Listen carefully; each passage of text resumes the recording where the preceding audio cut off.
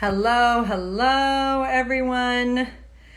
It is Thursday, July something, and we're going to be talking with Jennifer Khalaf. I'm going to bring her on in a minute about hormones. And this is a great topic. I'm so excited about it because I've been running around like a chicken with my head cut off. And I know from Jen and I's initial conversation that leads to adrenal fatigue. And so here we are, we're probably all in this place together. I'm so excited to talk to her about this topic and learn from her. So I'm going to bring her on.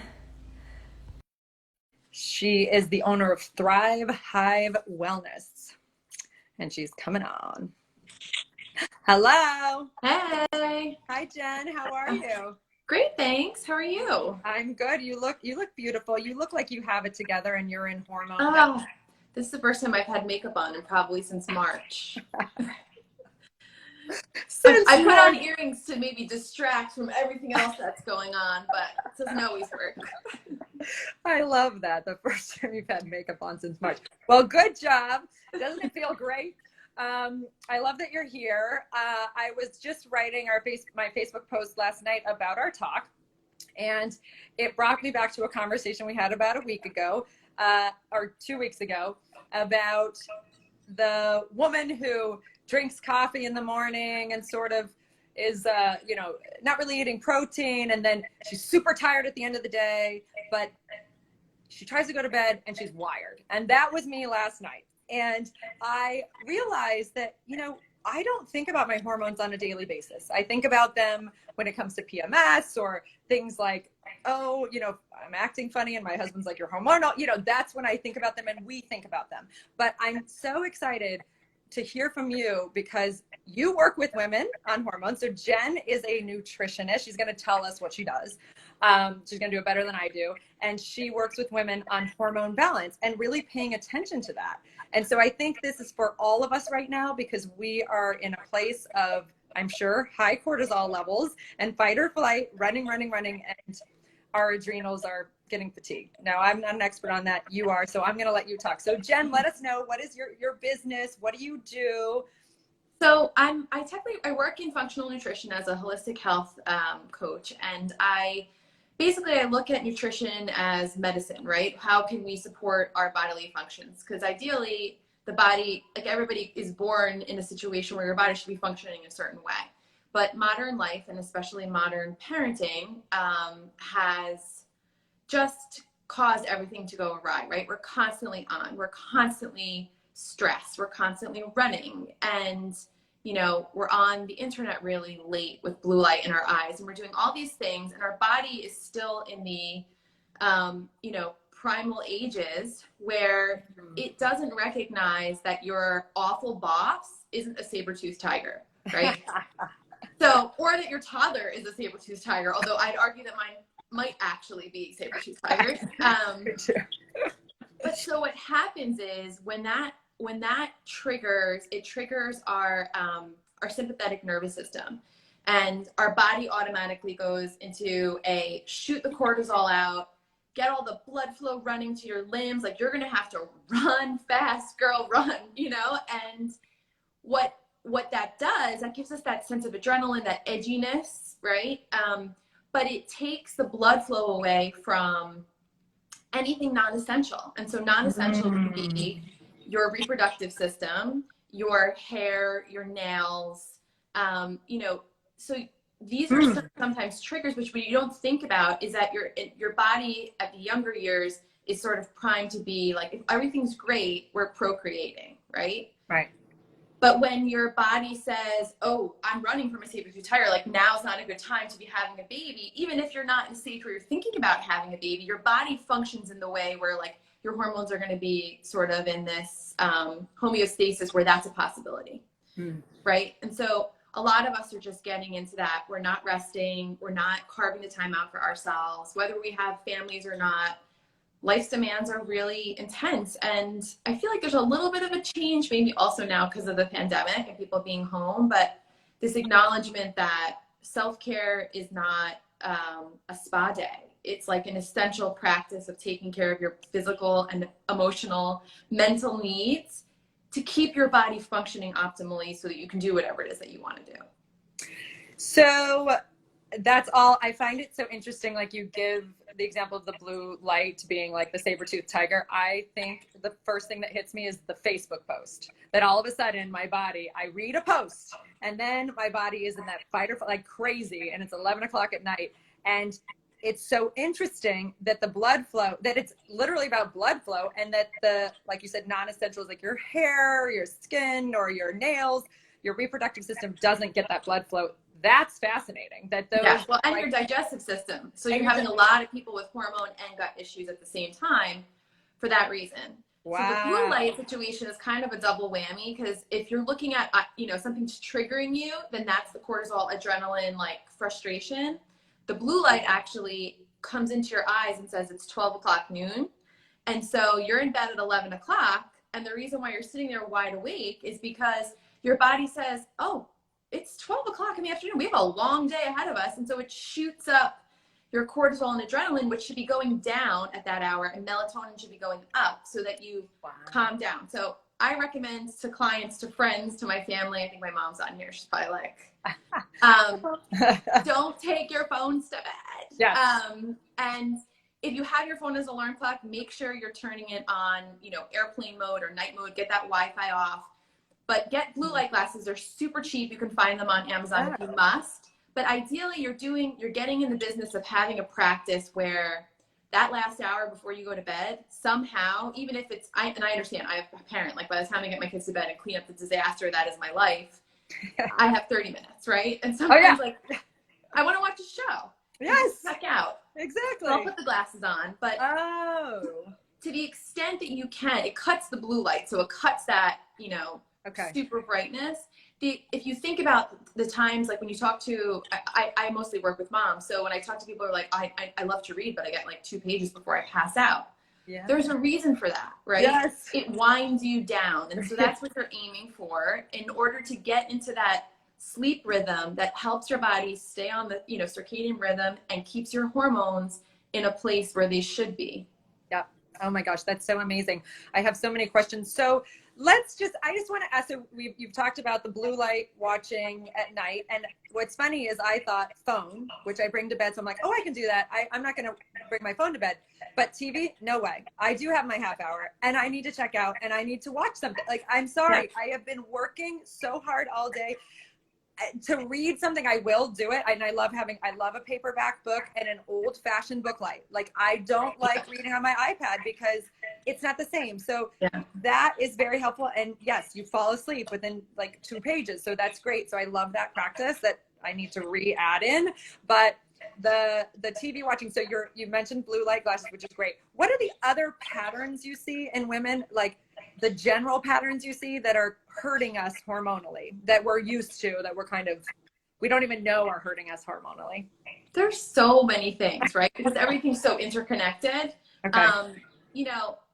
Nutrition is obviously one of the things I'm super passionate about. So some of it is, we're eating things that are carb heavy and not having healthy fats and healthy proteins. Like every 10 years, something becomes demonized. It's sugar, it's fat, it's whatever. And not everything is like, not all fats, sugar, whatever are created equal. So your body needs fat, especially for your brain function, especially for your hormone function. So I always recommend 1/3 healthy fat, 1/3 healthy protein, 1/3 healthy carbohydrate. That's the other thing that you just keep seeing. I'm not a fan of keto. I know it works really well for some people, but and intermittent fasting can be really great if you have 0 signs of hormone imbalance, because that just puts your adrenals in more stress. So just thinking about keeping those building blocks, I'll call them, at each meal, at each snack. If you want something sugary, just eat something fatty with it too, right? Like you're going to have that hopefully clean cookie. I say clean, like preservative free, whatever. You're going to have that thing. And then you're going to have like a little teaspoon of peanut butter or almond butter or something so that you're not going to bed. I'm like a major sweet tooth. I will admit that. But like if you're having a big sugary thing and then you're going to bed, if your blood sugar spikes in the middle of the night, you're that person who wakes up 100 times a night. and there's other reasons that can happen. So that's some of the stuff that, nutritionally that I've seen. The other thing is, in the example I gave you the other day, especially as parents, you wake up, you have coffee, and you don't eat breakfast again until like 3-4 hours later by the time pre-COVID, when you got your kids out the door and you shout, whatever.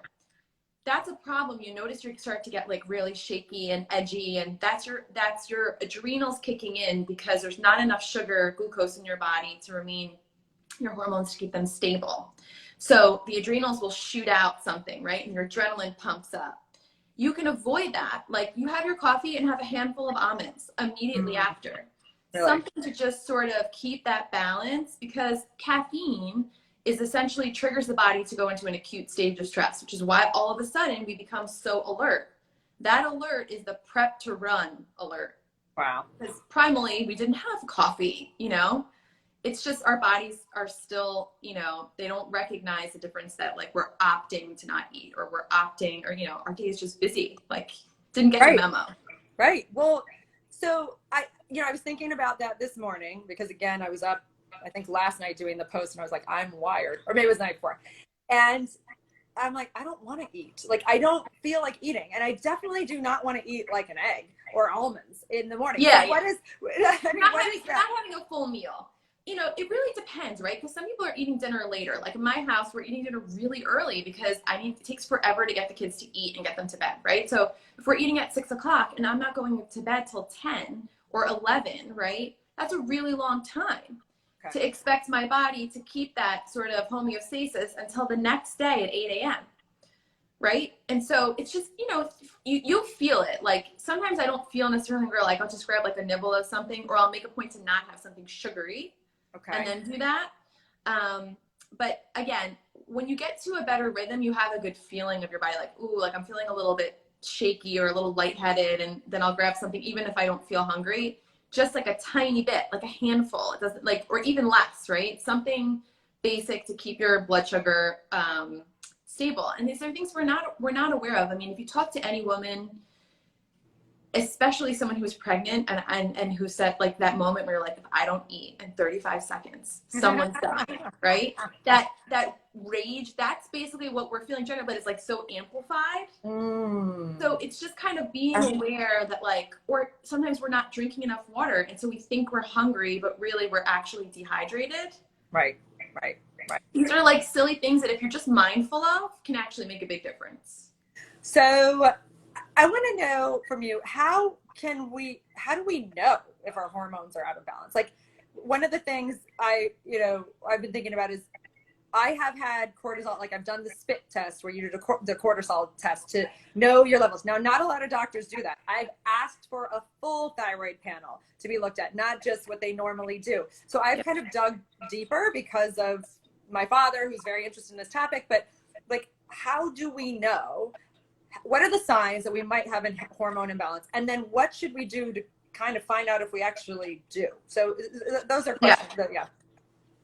So there's a million signs. And of course, everything in our body is interconnected. So sometimes those things could be like, I could have digestive distress, which could be solely digestive, or it could be adrenal, hormone, whatever related. I feel like everybody these days has got to be, I know a few people who are not constantly running. So, and the cortisol eventually, it's not safe for your body to be shooting that much. So it'll deregulate itself, right? So signs for hormonal imbalance, your cycles, right?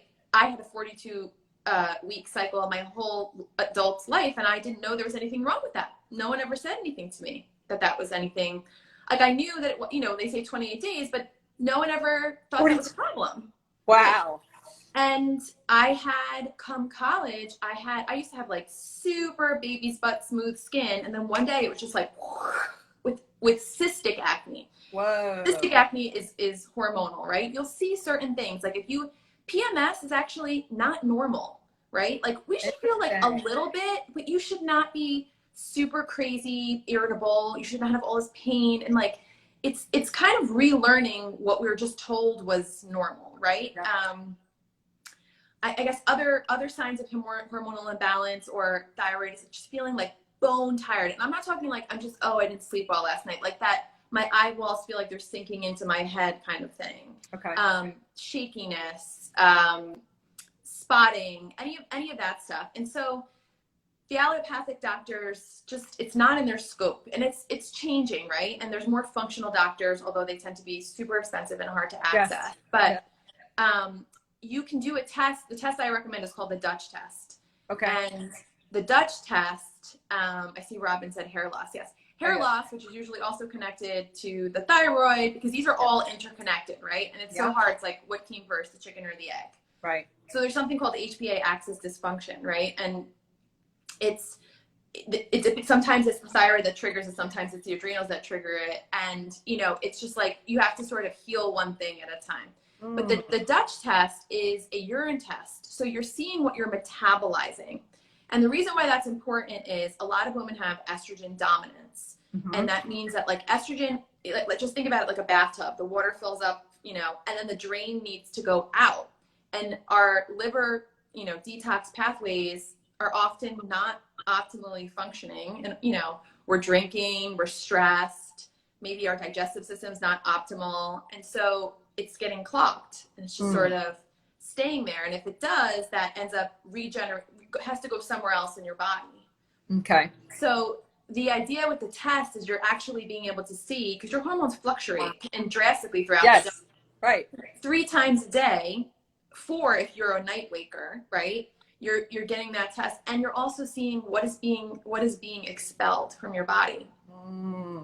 And it tests cortisol. So I think that's really, and it tests, like, you know, usable cortisol. So sometimes your cortisol is high, but you're actually not able, the cells aren't taking it in. Okay.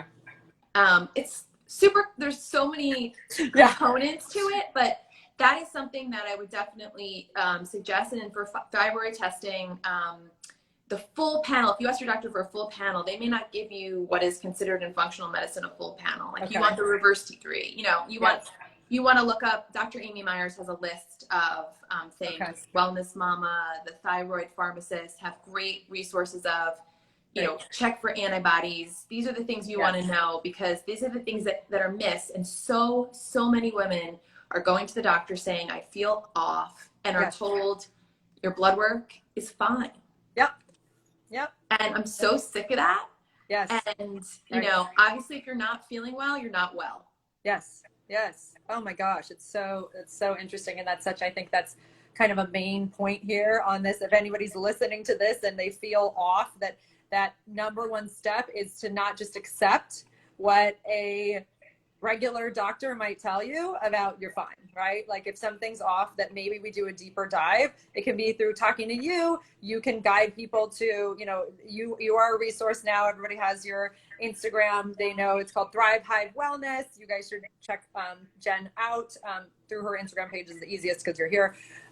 And you can be a resource, right? And direct people. And then that functional doctor who's going to go a little deeper. So I love all of this. It's so helpful. I would like to ask, as we're wrapping up here, if you have one thing. I'm getting those blue light glasses. When I get off Amazon, I got to remember my brain function. I don't remember things. Does that have anything to do with hormones too? Yeah. So mommy brain is a real thing. Like, there is, like, relaxing in your brain, but what you're not hearing is that a lot of women are having hormonal or thyroid crises postpartum, right? And so something triggers, like, I don't know if it's just the straw that breaks the camel's back, you know, and I'm very interested to figure out, like, I have not seen, like, this is the specific cause, but you're seeing a lot of Hashimoto's thyroiditis in women postpartum and all these different things. So the memory can actually be neurotransmitter issues. So I did a program that Neurogistics, although if you're in New York, unfortunately, you can't get the test, but they can test your neurotransmitters, your GABA, your serotonin. You know, there's a big gut-brain connection, and then the brain's dictating the triggers for the hormones. So it's definitely, you know, the memory thing could be not quality sleep. Like, you could be sleeping but not really getting into that proper rhythm. It could be mitochondrial dysfunction, meaning, like, your cells are having access to great nutrients, but you're in such a state of stress that your cells are in, like, a no in, no out. We're in lockdown. Wow. So there are ways to test for these things. I have yet to find someone who's not a functional doctor who knows about this, but there's so many resources. There's so many blog posts and websites and yeah. And so I think that if you're feeling that brain fog, and I feel like I just saw that, that's my mom actually. I just saw that her say something about brain fog. So people are like, well, what does that mean? Have you ever been somewhere and you're like staring at something and you're like not processing it, or you're really tired and you're reading the same line over and over in your book, right? That book thing is like one thing, right? You're just really tired. But like if you're feeling that throughout the day where you're like not able to retrieve words, you know, you're just like, yes, I have days or like that. you're trying to focus on something, or you're walking through the streets and you're kind of like ghosting it a little bit, that's a sign of brain fog. Like that's what it means. I mean, I feel like we're so inundated these days that it's hard to differentiate what's brain fog and just what's overwhelm. Yes, exactly. That's true. So it's interesting. Kelly, who I talked with last week or 2 weeks ago, she does neurooptimal. She does brain training, which I think the moment you talked about the neurotransmitters, I thought of her. I was like, oh, maybe that can help too. It's like sort of neurofeedback. It's a form of neurofeedback. Yeah. I'm not totally gonna go watch the talk. She talks about it well, but it's interesting, that piece. But she also said, I've been reading In the Flow. I don't know. Do you know that resource? Is that a book? Okay. Yeah. So it's I always mispronounce her name. It's Alyssa Vitti. She's great. So there's a lot of different books out there. So In the Flow, I really like. Woman Code is the same author. Dr. Aviva Ram is great, talking about the adrenal hormone connection. And there's just like a lot of these mysterious illnesses that your doctor's like, well, we just don't know. And it's like very oftentimes there's some connection there. And then there's another woman whose name is Nicole Jardim. I think that has a lot of great books. There's so many great resources out there. The thing is that it's the learning the fact that this isn't normal. The learning the fact that like you shouldn't feel this bad, or, you know, this isn't just because you're like being stressed. It really, I feel like we just use this term too easily. I'm burnt out. Yeah. But we don't acknowledge the fact that burnout is a physical state of being, right? And that it actually tells our bodies that like we're not safe now, so we're going to sort of deregulate things. So it's important to really just be aware of the fact like you're not feeling great or something feels off. It's not that may not just be normal. It's not just perimenopause or just whatever you want to call it. Right. You know, even Googling and knowing like holistically balancing hormones, like you will just get inundated with things that you just never even knew. Yeah, which is interesting because when I was talking about this yesterday, as much as we're sort of aware, like that we're now aware, right? We're more aware in 2020 that hormones do affect eating, but we're still not in the place where we're like thinking about it and we're eating for it, or we're acting in a way to balance it. I do think for part of those reasons, like it is so complicated and intertwined and it's sort of hard to grasp. So I would love one thing that we can do, like starting now, that you would say across the board was great for anybody, women. I mean, I don't know if this is more of a women thing, so let's just do women, because I don't know if there's dudes on here, but I'm sure it's fine for dudes too. One thing we can do starting this week that will help balance our hormones, and I think you had a term, you were talking about an adrenal cocktail, so I'm really interested in that. Not, unfortunately, a martini. I was hopeful. So adrenal cocktails are a combination of fresh squeezed oranges. And by fresh squeeze, I'm like Whole Foods fresh squeezed it for me. But you can get cold pressed, and like Evolution's a good brand. And my phone's ringing. Please hold. You have a regular phone? I have a landline, ladies and gentlemen. I am old. Fresh squeezed orange juice, 6 ounces of that, 2 tablespoons of either raw cream or raw coconut. What? Yeah, raw coconut, yes. And then as much pink, and it has to be pink, Himalayan salt as you can tolerate. But initially when you do it, just do like a sprinkle, because you don't want it to be disgusting. And then 1 scoop of collagen peptides. And just blend that up in whatever you have, a blender, a bullet, whatever. And it's, first of all, it tastes like a creamsicle. Okay. I'm liking this. Yes. So you can do this. I actually learned this through a program I did for hormone balancing that I absolutely loved. But you can do this in the morning if like that is when you're not eating for a long period of time.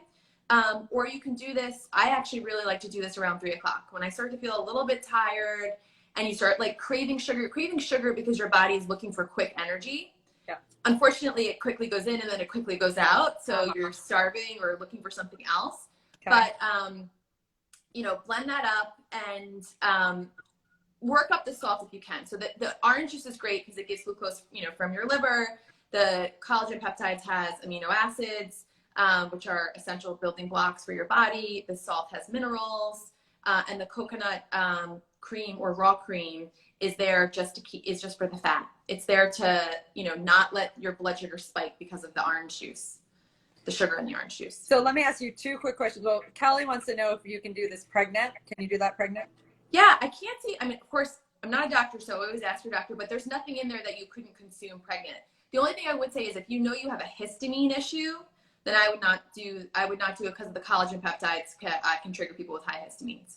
So that's question number 1. Question number 2, and we will end at 3:30. I know you have so much to do today. We're running around. Question number 2 is raw cream. You mean like unpasteurized raw cream? I mean like not a half and half that's got preservatives and stuff in it. So heavy cream, like just organic heavy cream would be fine? Yeah. So I happen to not eat dairy. Okay. I prefer the coconut cream to it. It also gives you like a little bit of that flavor. But yeah, if you can find that, the idea is you're getting straight fat. Like, okay. But clean fat. Like I don't want there to be all these chemicals and stuff that defeats the purpose. Got it. Okay. And then the collagen peptides, really quickly, for a client of mine who was asking me, she's like, I don't know if I can make the call today, but I saw the post about collagen peptides. She's like, what do those do and do they work? Oh, so collagen peptides rocked my world. So essentially it comes from connective tissue of, in this case, the one I use, Vital Proteins, is the beef one, but they have a marine algae one, and there's all sorts of options. That was the game changer for me. I had a second kid and I was drinking smoothies in the morning, but I was so like, I just felt so anxious and like on edge. I wasn't getting enough protein. And I find this is the case with a lot of women. I was not starting my day off with enough protein. And as soon as I add 2 scoops of that, it's 18 grams of protein, clean protein. So it's not a protein powder where there's all these other ingredients. Yes. And it doesn't really taste like much. I mean, if you were to drink it in water, you'd probably taste something. Yeah. But I'm very sensitive to taste. So I put that in the smoothie. Great. You can put it in coffee. It'll melt. Yeah. But if you need a blender, because otherwise it'll get clumpy if you do it in the adrenal cocktail. You need to really like blend that up, and then it's just creamy. Okay. Great. But that has been such a game changer for me. Again, if you have histamine issues, you have to be careful with that because that's high histamine. But for anybody I've talked to who's used that has really like found when you have it, because it's stabilizing your blood sugar, but you're also getting the protein that you need. And so many of us aren't even aware, like, especially because we're always on the run, right? You know, we're eating something we can eat with one hand that we made with one hand, all texting. And, you know, that's not a big, delicious protein-packed salad. It's just not. That's hilarious. Eating something we can eat with one hand that we've made with one hand. Yes. I mean, I thought about when I first had a baby, like the first kid, I was like only eating sandwiches. And the second child, I was like, no, I need to take care of myself. I hit rock bottom. I was like, no, She had literally oil and quinoa in her scalp, like almost at all times. Oh my God. That is so funny. I love it. You know, you just have to prioritize your health. It's so much easier to invest the time in now in taking care of yourself. And this is just not like nutrition. It's like joy. It's like carving space out to work out. Exercise is so important for hormone health. Like love, especially things that are not further draining your adrenals, like Pilates, like bar classes, right? Things that are not really taking it too far in terms of your energy reserves. And strength training, like all that stuff helps your hormones. So carve time out for that. It's so much more expensive and so much more time consuming to fix the imbalance than it is.